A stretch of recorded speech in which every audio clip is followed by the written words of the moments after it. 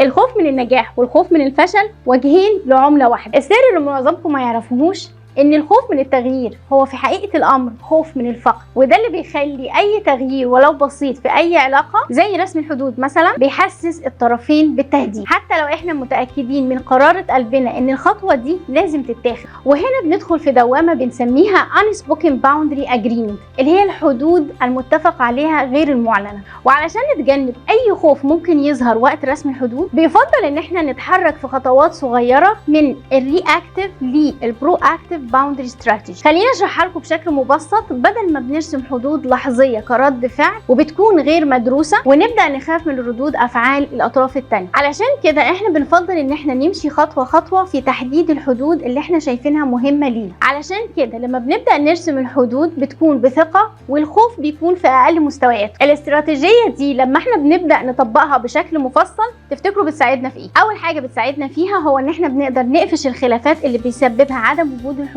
من بدري. تاني حاجه بتساعدنا فيها هو ان احنا بنحول التواصل الغير مباشر لتواصل مباشر. واخر حاجه واهم حاجه هو ان انت بتفرض نفسك ووجودك بكل ثقه. السؤال البديهي اللي هتساله لي هنا، ايه هي العلاقات اللي احنا ممكن نطبق معاها الاستراتيجيه دي؟ هقول لكم طبعا كل انواع العلاقات، من اول زملاء العمل والعملاء ورواد الاعمال مرورا بالاهل والاصدقاء وكمان الجيران. طبقوا الاستراتيجيه دي وابداوا خطوات رسم الحدود.